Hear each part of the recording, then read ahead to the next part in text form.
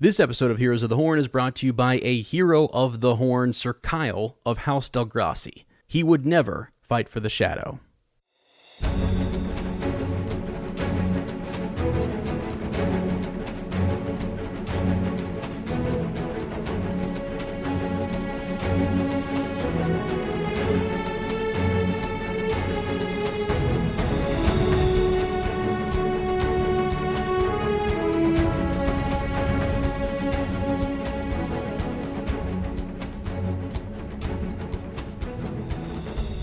Welcome to Heroes of the Horn, a Wheel of Time podcast. I am Sir Matt.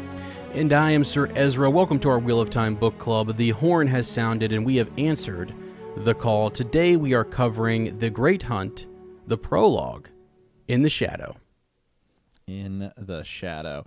Yeah, as we were going through, as we, it was kind of weird because February being an odd month, we post on the 1st and the 15th.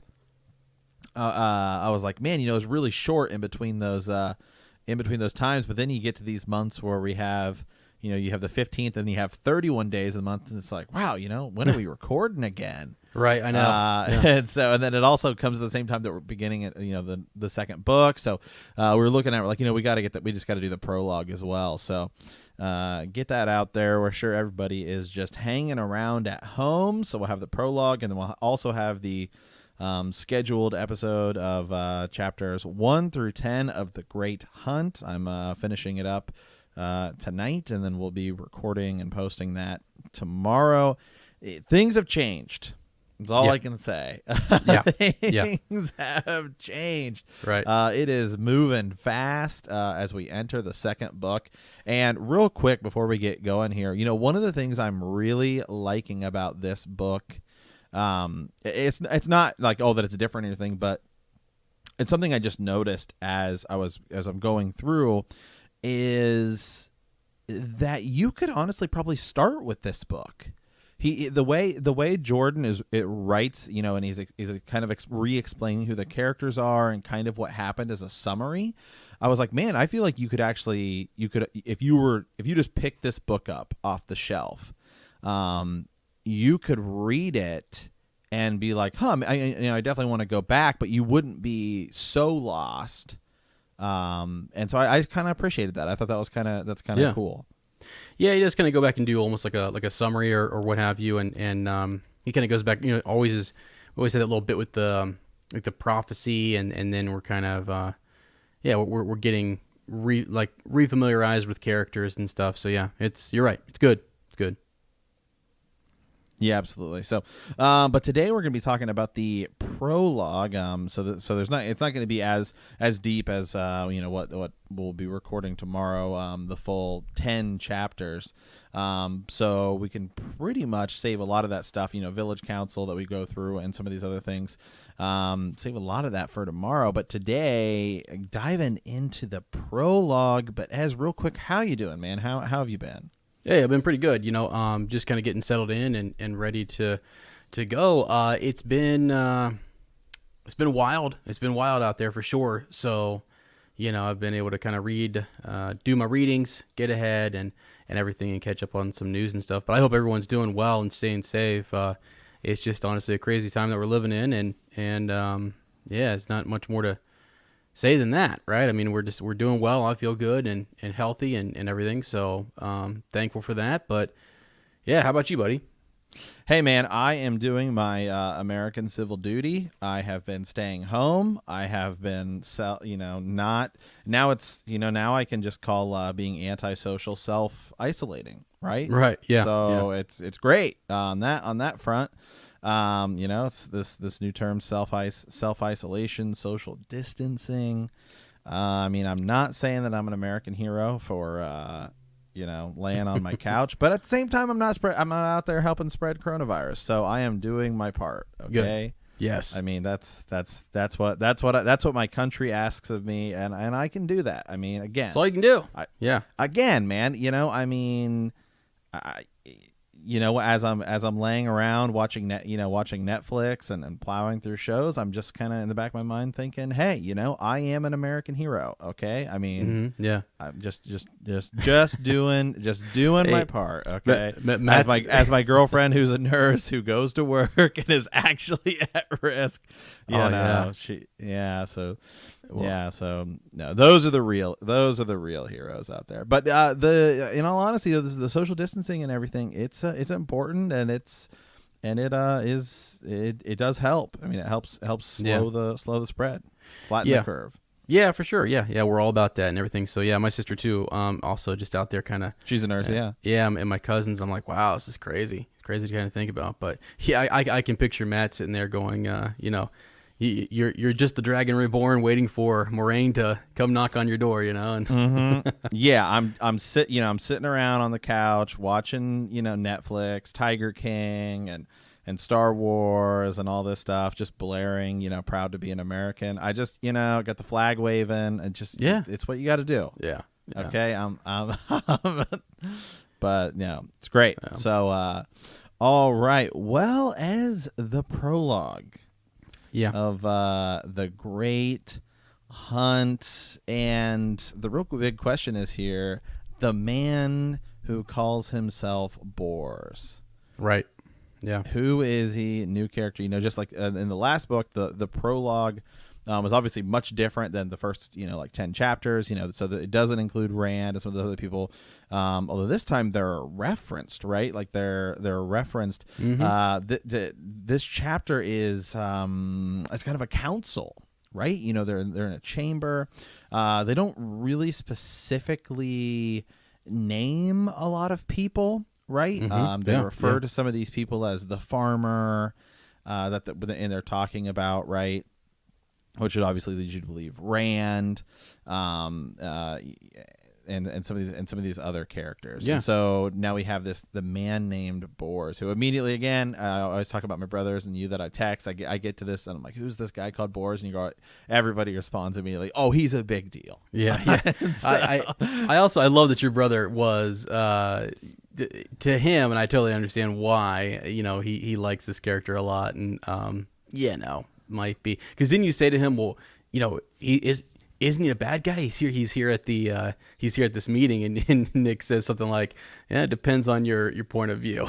Your point of view. Yeah. Oh man, so yeah, that's crazy. But yeah, this man named Bors, who's here, he called himself Bors, and he's in this room, this vaulted chamber, with all these other different individuals. And I mean, the whole thing kind of, it starts off, we left off in the last book, right? On this high note, and we're feeling pretty good. We're a little nervous because we saw kind of what Rand can do, but now, here it's like, it's next level. And we're seeing this through this character Bors. We're seeing him, watch other people in this, social, if you will. It's almost like they're having a little social. There's, servants walking around with like drinks, but the servants have like no eyes or glossed over eyes, and really looking kind of like they're almost maybe dead or not there, right? So it's kind of scary. It's got that vibe. It's like really eerie, right? Yeah, absolutely. And there's a lot of people, right? But they're all says some of these people have disguised themselves, and a lot of people and some people haven't, and so immediately things start to feel a little grim. And as we get going, it's almost like, well, hold on a second here, are we on is this a dark council that we're looking at? Yeah, and also you bring up an interesting point, like so our character is noticing that some individuals are more covered and are more disguised than others, and some are not. Like some he can clearly tell, well, that's a High Lord of Tyr, that's a Shanaran. At one point he sees a couple. He sees a woman, right, who's got like this her hood up. You can't see anything. She's completely covered except for the ring that she's wearing, right? And you realize that it's one of the ice. It's something that's same type of ring that Moraine wears, And so you go, hold on a second, like, what is she doing here? And our character even calls that individual a witch. Mm-hmm. Yeah. Yeah, it's interesting, right? As you start to see these people, and why are some of these people covered? Why are some not? What is the point of this council? And so as we get into it, so they the first little bit is just them kind of all gathering and stuff like that. And then the chamber the chamber swings open, right? And then we see a couple of Trollocs walk in, and they're followed by a Murdral. Mm-hmm. Yep. Yeah, pretty scary. And it's sort of like, I think each of, like, the reactions you get from some of the other individuals will tell you whether they've had a whole lot of experience or interaction with Trollocs and Murdral too. So just because we're at a dark social gathering, there are people from all over the continent here. Every land is sort of represented, and you've got nobles, and you've got farmers, and you've got commoners, and various people. So yeah. Yeah, a Murdral stepped between them, and they fell to their knees. It was garbed in black that made the Trollocs male, and the human's mask seemed bright. Garments that hung still without a ripple as it moved with a viper's grace. The man who called himself Bors felt his lips dripping black, or drawing black over his teeth, half snarl and half he was shamed to admit even himself fear. It had its face uncovered, its pasty pale face, a man's face, but eyeless as an egg, like a maggot in a grave. Yeah, man. I mean, so it's like just really kind of selling what is going on here. Yeah. And what I think is crazy too is that, like, you have the Murdral, but then we have these new individuals, the servants too, that were kind of clad in almost like see-through garment, but yet they're mute, they don't speak, and it seems like they can't see. So how are they walking around? Who's controlling them? So it's weird because it does also, you have the scary Murdral and the Trollocs, and then you've got this also just off-putting sort of scene with these individuals walking around serving everybody, and so you're kind of like, wow, this is like next level. Like we are at the maybe the Dark One's palace or something. Like, where are we, right? Yeah, absolutely. Your master comes, the Murdral's voice rasped like a dry snake's skin crumbling. To your bellies, worms, grovel, lest his brilliance blind and burn you. Yeah. Right? Yeah. Ah, man. So, I mean, just telling everybody in this room, you need to beg, right? You need to get on your bellies and grovel. Then it says, but which is kind of interesting, right? Because you think all these people from all these different places are coming, but there's somebody here that they all feel, afraid of or are scared of. Rage fills the man who calls himself Bors at the tone as much as the words, but then the air above the half man shimmered, and the import drove home. It can't be, it can't. So the Trollocs were already on their bellies, writhing as if they wanted to burrow into the floor. Without waiting to see if anyone else moved, the man who called himself Bord dropped face down, grunting as he bruised himself on a stone. Words sprang to his lips like a charm against danger. They were a charm, though a thin reed against what he feared. And he heard 100 other voices, breathy with fear, speaking the same against the floor. The great Lord of the Dark is my master, and most heartily do I serve him to the last shred of my very soul. In the back of his mind, a voice chattered with fear. The Dark One and all the Forsaken are bound. Yeah, man. It's getting real serious. That's actually real fast. Right. Yeah. A couple things, right? So the Murdral is at first telling these individuals, bow on your bellies. It's ordering them around, and Bors is pissed. He's basically like, one day, who are the you? Dark Lord, is going to return, and he'll pick, these individuals who he's going to exalt over you. He's going to lift up over you, and you're not going to be able to talk to us like this anymore, right? And then you get this sort of like, as he sees sort of this apparition or whatever, his dark master there, you get the thought. So all that it's in it's italicized, where it kind of is really another thought that's happening in Boris's mind, right? The Dark One and all of his Forsaken are bound. Bound in Sheol, bound by the Creator at the moment of creation. No, I serve a different master now.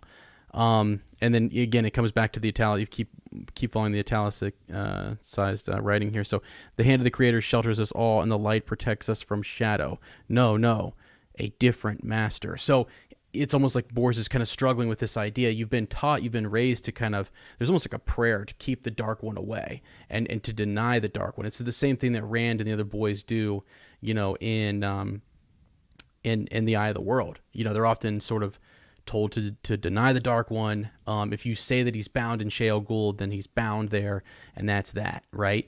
So, Boris is kind of going back and forth, almost having like a competing sort of. He definitely would not be saying that out loud, not here. He would not be saying that the Dark One is bound. That's not something you say, So. Yeah. No, it is.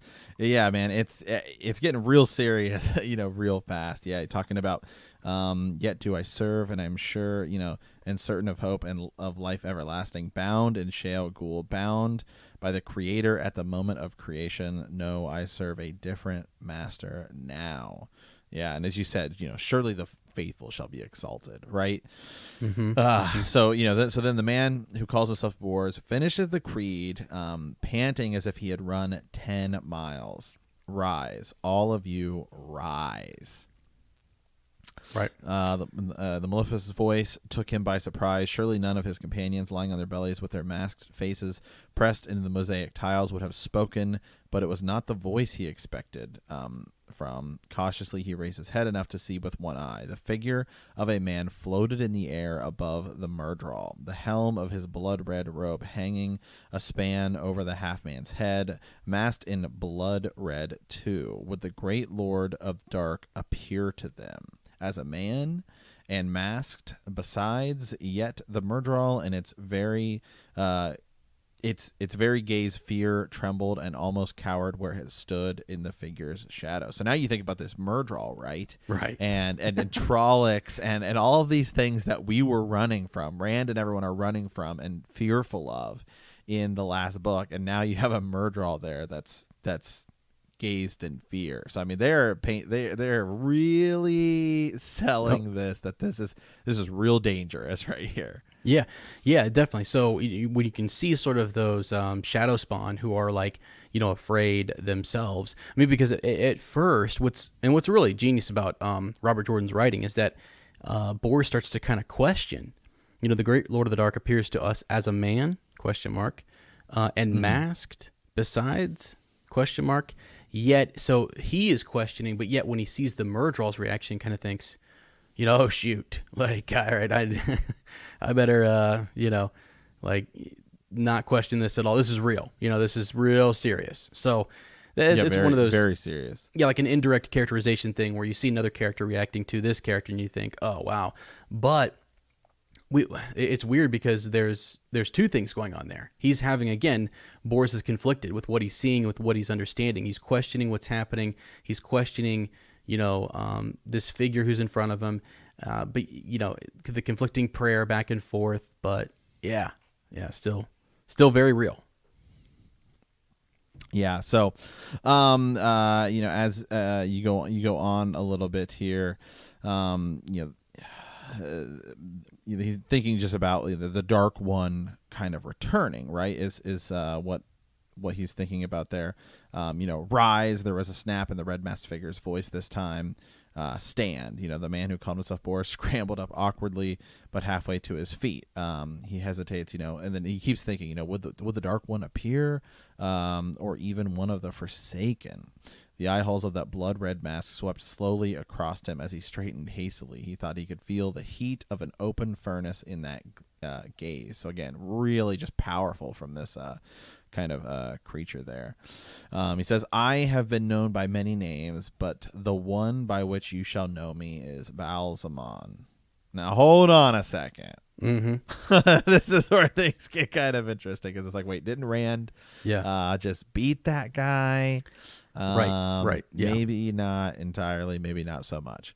The man who called himself Bors clamped his teeth to keep them from chattering. Balsamon. In the Trolloc tongue, it meant heart of the dark, or even unbelievers knew it was the Trolloc name for the great lord of the dark, whose name must not be uttered. Wow. Which in itself is just crazy. It's just crazy, right? He whose name must not be uttered. That sounds an awful lot like another character from another book series that I'm thinking about. I'm wondering where that was ripped off from, and now now I know. Right now you know. Yeah. Exactly. Exactly. So not the true name Shaitan, but still forbidden among those gathered here. The others of their kind to sully either with a human tongue was blasphemy. Yeah. It's it's why Nick when he comes in here and he starts speaking the Dark One's name, I don't really I don't really take too well to that. Okay, but yes, yeah. Because when we were looking up names for the podcast, and of course this is my first read, I was like messaging people I know and stuff like that, and then my brother Nick, who we referenced, so we did a Patreon episode with, said, "Oh, you should be like followers of Shaitan," and I said that to Ez, I'm like, followers of Shaitan, and you're like, "What? What are you doing over there? Yeah, who are you talking to?" Yeah, let's not go that. So yeah. All right, man. Well, the place where you stand lies in the shadow of Shao Ghul. More than one voice moaned at that, and the man who called himself Bors was not sure his own was not among them. So Balsamon's here, very powerful, right? Fear not, for the day of your master's rising upon the world is near at hand. The day of return draws nigh. Does it not tell you so that I am here, to be seen by you favored few among your brothers and sisters? Soon the wheel of time will be broken. Soon the great serpent will die. And with the power of that death, the death of time itself, your master will remake the world in his own image for this age and for all ages to come. And those who serve me faithfully and steadfast will sit at my feet above the stars in the sky and rule the world of men forever. So have I promised, and so shall it be without end. You shall live and rule forever. Mm-hmm. Yeah.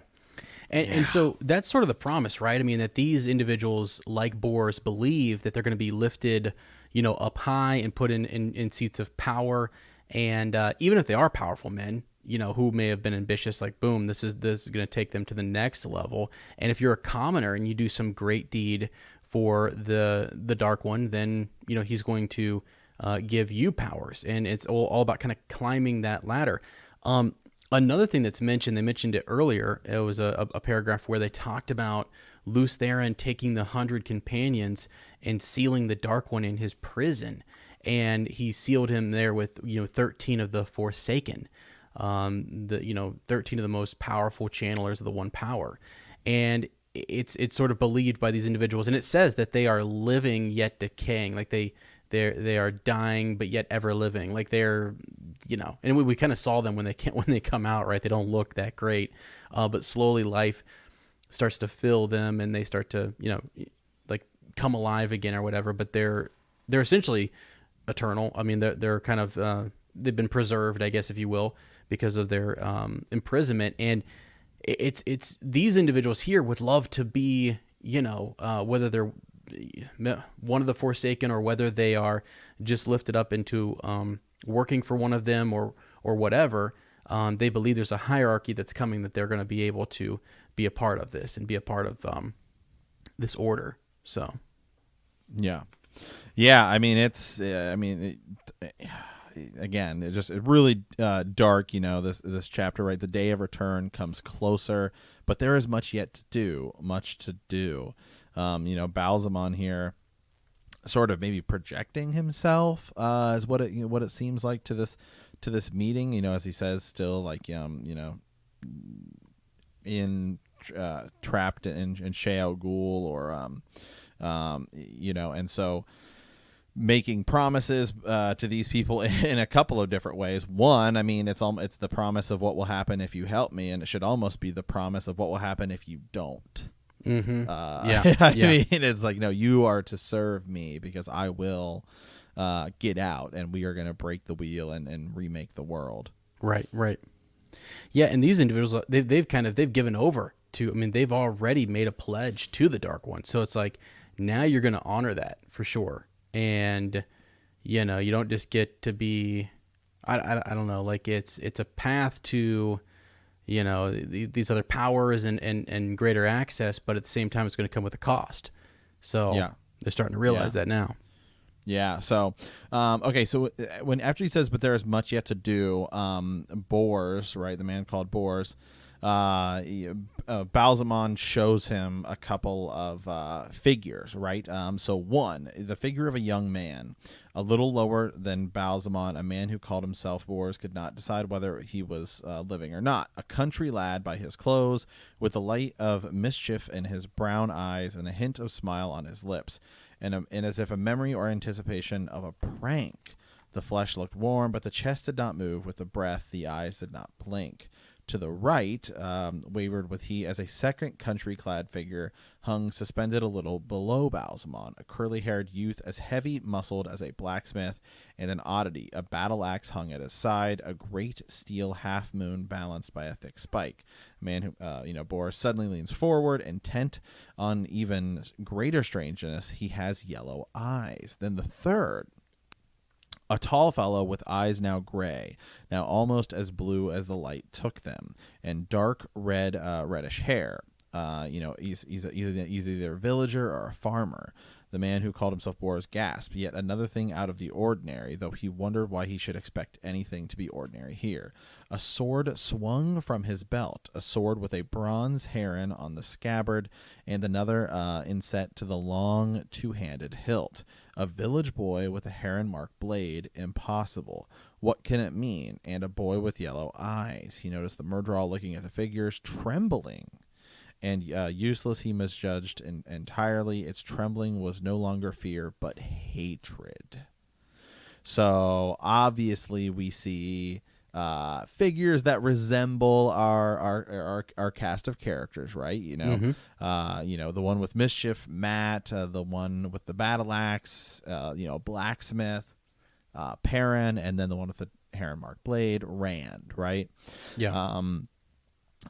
So he says, there is now one, Balsamon speaks, there is now one who walks the world, one who was and will be, but is not yet the dragon.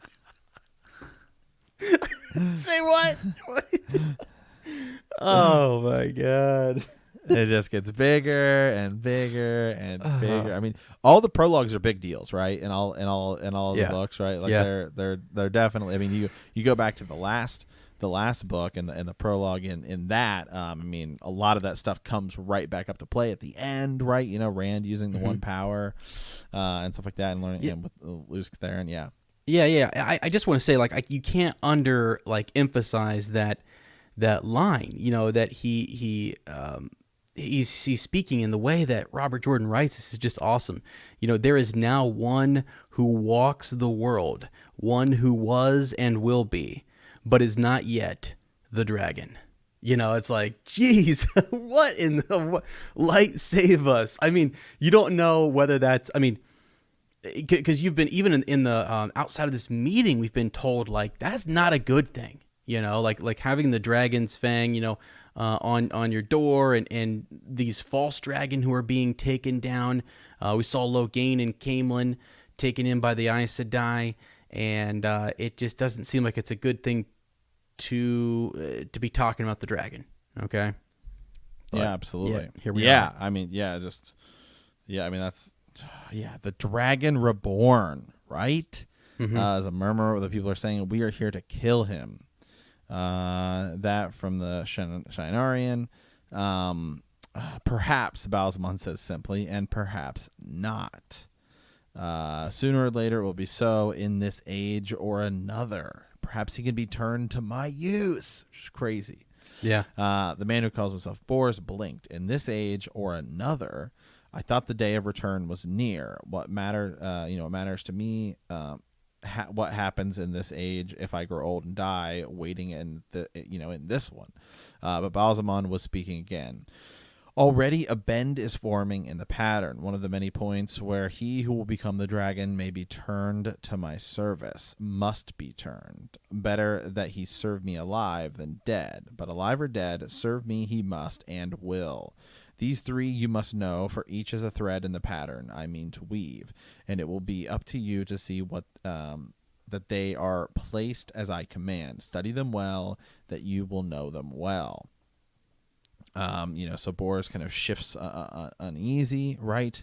And then says, there's the woman, right? But the Elena woman, he realized, with her hands spread over her, her bosom, as if to hide the rounded flesh she exposed, eyes wide, half frightened and half ecstatic.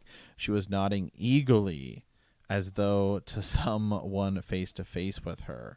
Right, and wanting to do what he says. So then it seems that everyone is given some instructions, right, and that no one hears. So everyone's given their own individual instructions, right. So that's definitely intriguing. So Bors, right, the man who calls himself Bors, jerked as a red mast filled his eyes.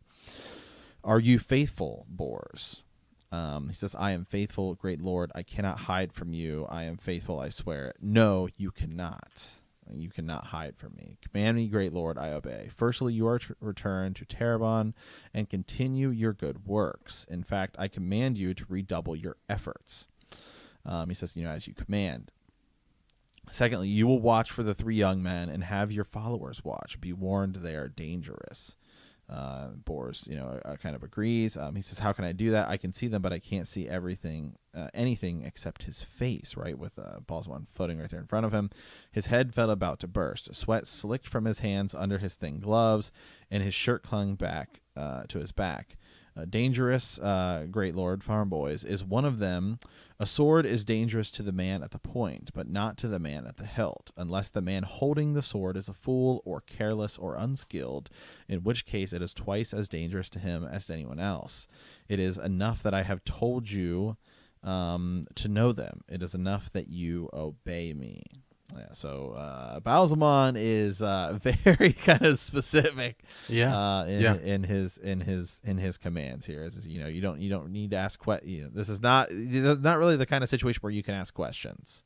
Right, but isn't it's interesting in this whole thing, right? Is that he does question.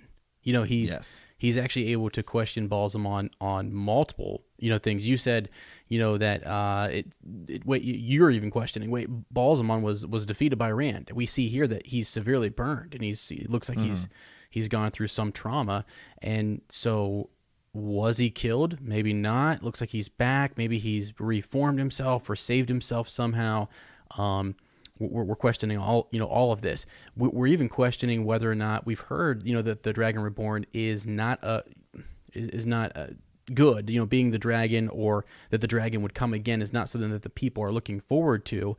And it's like, now wait a second, because the Dark One now, air quote Dark One, is also trying to send his forces to either kill the dragon or one of these boys, right, or to acquire them in some way. So it's one or the other. So you can start to see why maybe people would be afraid that the dragon would be, taken by the Dark One. And he uses that example with the sword. It's more that the dragon is just a powerful sword, and it's who wields the sword and who holds the hilt that matters. And so anyways, it's just interesting that you keep bringing up that he is questioning things, and this is not the time you should be questioning, but yet he does. And I keep saying the word question, so yeah, absolutely. Let's see here. The man who calls himself Bors realized the instructions make no sense. If I knew what some of the others were told, perhaps I could piece it together. And then abruptly he felt his head grasped as though a giant hand crushing his temples, felt himself being lifted, and the world blew apart in 1,000 bursts, each flash of light becoming an image that fled across the mind or spun or dwindled into the distance before he could more than barely grasp it. An impossible sky, clouds red and yellow and black, racing as if driven by the mightiest wind of the world he had ever seen. And so it's almost like a lot of things are just kind of flashing, in front of him. A woman, a girl dressed in white, a raven stared at him in the eye, knowing him, and it was gone. An armored man in a brutal helm, and a gilded like some monstrous poisonous insect raised a sword and plunged to one side beyond his view. A horn, curled and golden, one piercing note, it sounded as it flashed towards him, tugging his soul. In the last instant, it flashed into a blinding golden ring of light, then passed through him. A wolf leaped out from the shadows. Just a lot of things. The skies are raining fire, and the moon and the stars fell. Rivers ran in blood, and the dead walked. The earth splits open. Then it says the man who called himself Boris found himself half crouching in the chamber with the others, most watching him, all silent. Wherever he looked, up or down in any directions, the masked face of Balsamon overwhelmed his eyes. The images that had flooded into his mind were fading. He was sure many were already gone from memory. Hesitation, he straightened, Balsamon always before him. Great Lord, some commands are too important to be known, even by he who carries them out. Then he says, as you command, Great Lord. When he straightens, he was alone in silence once more. Yeah, I mean, so now it's just seeing all of these things, all of these, what seem like important, what will become important people or places or things, just rushing in front of him. And so again, this is someone, he's an individual who wants to question and wants to put all the pieces together. He's trying to figure it out. He says, wouldn't it be better if he knew more of what was going on? And then he's countered with this, whatever that was that you just read. I mean, all these different images and people and places and scenes are flashing in front of his eyes. And the idea is that, you don't need to know. There are some things that I can't risk. I can't risk you knowing. And then what? What's the idea there? That he could be betrayed? That he could maybe pass this on to someone else? Dark friends be dark friends, so. Yeah, I don't know. Well, and it's so big, right? I mean, that's part of the other thing. And from Balsamon's point of view, is it's big. You're talking about the wheel of time, not just a handful of people and what all of their individual pieces are and everything. So, okay. So after that, he's trying to kind of think about what it was, right? He's like, I know there was something, but what? There was something, wasn't there? He rubbed his hands together. So then he sees the farmer, right, with the sword, and the lad with the look of mischief on his face, already in his mind. But the man who called himself Boris had named them the blacksmith, the swordsman, and the trickster. What was their place in this puzzle? They must be important, or Balsamon would not have made them the center of this gathering. How important are they? Blue. Then he starts to kind of, I think, piece them together a little bit. Maybe blue eyes could mean the nobility of Andor, unlikely in those clothes. And then there was the Borderlanders with those light eyes, as well as some of the Tarians, not to mention a few from Gai'don, and of course, But yellow eyes, who are they? What are they? Just kind of piecing it all together. And so then he says he started at a touch on his arm and looked around to find a white-clad servant, a young man standing by his side. The others were back, more than before, each one of them masked. Balsamon now is gone, as is the murderer. If it please you, my lord Bors, I will show you to your room. Avoiding those dead eyes, he glanced once more at the three figures, then followed. And then he's a little uneasy, kind of just thinking about it. And that is actually kind of most of it. He's kind of just walking back to the to his room, kind of thinking about some of these things, right? And just trying to piece it together. And so then one last little kind of line here. He says, "For that much power, I would praise the great Lord of Dark under the dome of truth."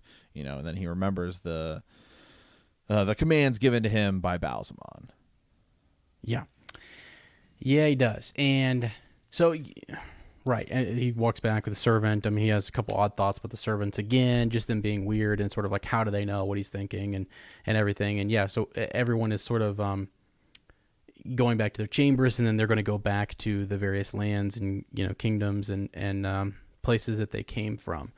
So on the whole, I mean, like what's really interesting, a lot of clues are kind of littered throughout this.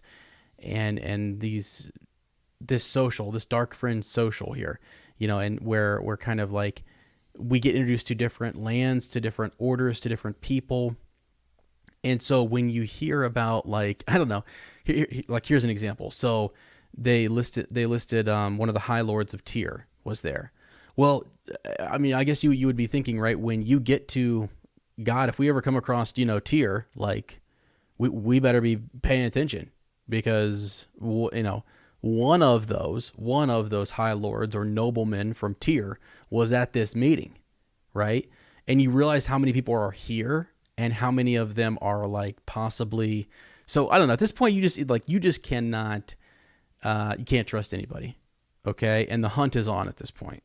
So it's absolutely, it's awesome. It's a great setup. So well, and I think the bigger thing to kind of take away from this chapter too is in the last book, right? We talked about Dark Friends a little bit, but I would say mostly it felt like we're running from like monsters, right? We're running from Trollocs and Fades and Murdrals, but now we're seeing that the web of the Dark One is much bigger than just these kind of monster type figures. Yeah. Yeah, very true. Yeah. Like these individuals, and some of them, if they're in a position of power, well, they control major events. Boris was told to go back to Tommen Head, and he was told not to tell anybody about. And it actually says the Damani, and you don't really know what that is or what that means yet. But it's like, don't tell anybody about it. And you're like, wait a second, okay. And he has those specific instructions. So you look at like, how does that play out? Like, what would have happened if some of these dark friends don't follow through with their orders or whatever? We're approaching this bend, as it's called, a bend in the pattern, maybe a weak point where you could pull the dragon to your side or defeat him in some way. But yeah, all of these individuals are literally he puts the three individuals up there, and he basically tells you, the hunt is on for these three. Right. Mm-hmm. So like, remember we were talking at the end of the last book that we talked about the great hunt for the horn, but we already know we have the horn, and you're going to find out later, right, that there will be a great hunt, but there's two hunts going on right now. And so these dark friends are hunting, and they're going to go, they're trying to lay a trap and trying to do, whatever. So at one point, one of the Shinarans cries out, it's this being the Dragon Reborn, should we kill him? Do you want us to kill him, right? And that's where he kind of says, maybe not. We don't really know. No, like the full vision of the Dark One's, plan, or Baalzamon's plan is not given to us. And that's the whole point, is that no Dark Friend is going to have that much power. No one's going to know all of his plans. So if this thing doesn't work out or that doesn't work out, you've got backups upon backups or whatever. It's intricate. So could they even kill him? That's another question. Could they kill him? I mean, we saw Agonar try, and that didn't work out for him. So and Rand's power is uncontrollable to him, which can spell bad news for him. So so great prologue, though. I mean, again, it's something that we're gonna have to come back to a lot as we go through this book, because a lot of this, I'm guessing, as is definitely more of the expert on this, will come back to play. I mean, that was the same thing with the prologue in the last book, is a lot of that stuff came back to play. Luce Theron mentioned again, some of these things. Mm-hmm. So but and as I don't think we're gonna save Ravens and all that kind of stuff for our bigger breakdown tomorrow. Is that correct? Yeah, the only thing I had listed was just basically patrons, a couple comments from them, just kind of saying that they were excited for us to get into the Great Hunt, and And our friend Nicole Whitaker said to buckle up. It's going to be a bumpy ride, and so that was kind of neat.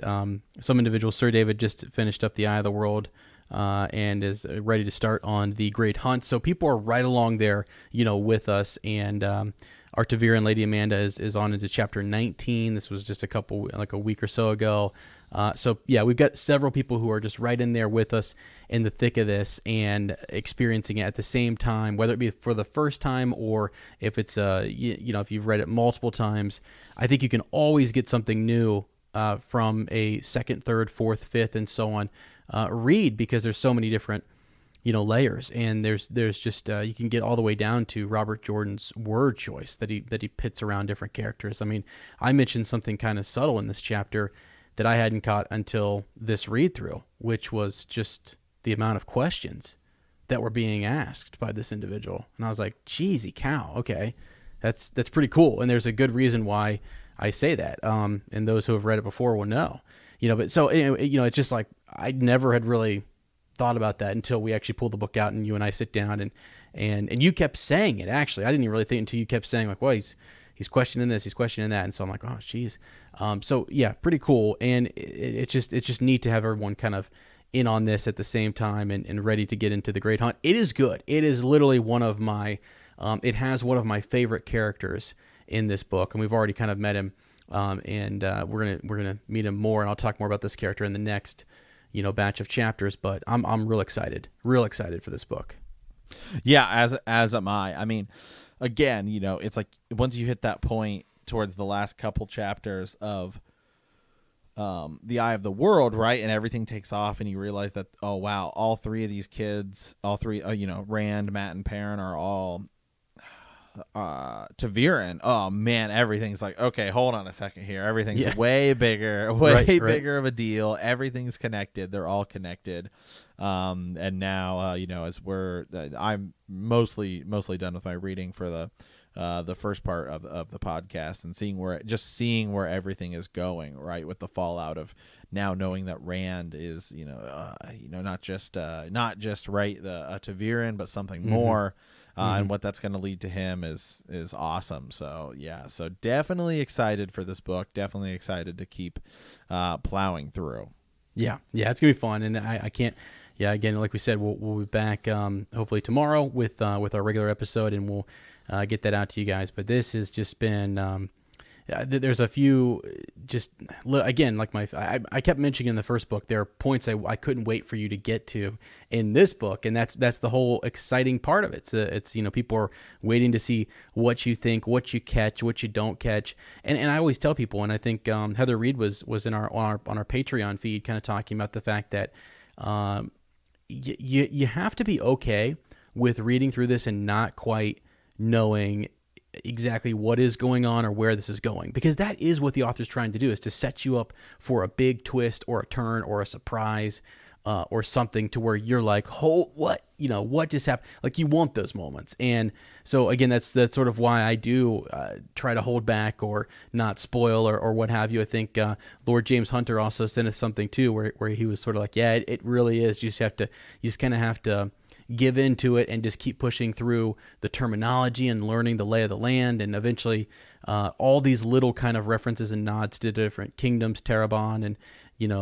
Tyr and Amadisia and different places will all make sense later on, because we go, obviously we get a long way to go. We're going to go to various places on this continent. So yeah.